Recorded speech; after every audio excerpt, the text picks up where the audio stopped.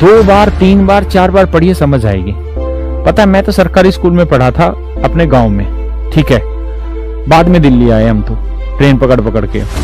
और मैं जब पढ़ता था ना तो मतलब मेरे को बहुत कम ही चीजें याद अपनी बचपन की। छोटी क्लास में पढ़ता था तो गरीब परिवार से थे, घर परिवार के सारे ही आदमी जमींदारी में झुके रहते थे। पढ़ाने के लिए हमें कोई कुछ नहीं कहता था।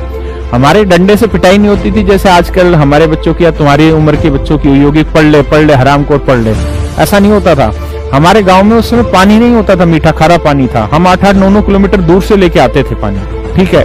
उस समय घर वाले पढ़ने की नहीं कहते थे। उस समय कहते जा खेत में पानी बढ़ाया, पुराने काम। छोटे छोटे बच्चे थे हम, 4-4 5-5 6-6 साल के, तब भी से हम काम करने लग गए थे। हमें कोई नहीं कहता था। मेरी एक ताई थी, वो घर में रहती थी, तो उसको मैं याद करके सवाल सुनाया करता था। तो मैं क्वेश्चन भी याद किया करता था और सॉल्यूशन, क्योंकि वो भी पढ़ी लिखी नहीं थी। तो उनको पहले मैं क्वेश्चन सुनाया करता था, फिर उसी क्वेश्चन का मैं आंसर सुनाया करता था। और जब मुझे कुछ चीज समझ नहीं आती थी ना, तो चूंकि मैं बच्चा था, मैं समझता नहीं था उनकी बातों को। और वो भी इतनी पढ़ी लिखी नहीं थी कि वो उन चीजों को समझ पा रही होती।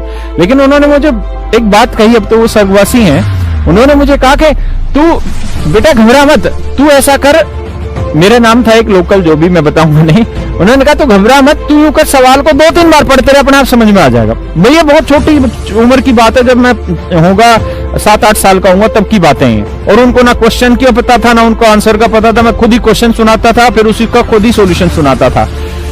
और तब उन्होंने मुझे ये बात कही कि क्वेश्चन को 2 बार 3 बार 4 बार पढ़, अपने आप उत्तर बता देगा। जो अनपढ़ थी उन्होंने मुझे ये बात बताई, और मैंने जीवन में हर जगह ये चीज फॉलो की है। आप चीजों को 2 बार 3 बार 4 बार पढ़िए, अपने आप उसका उत्तर समझ आ जाए।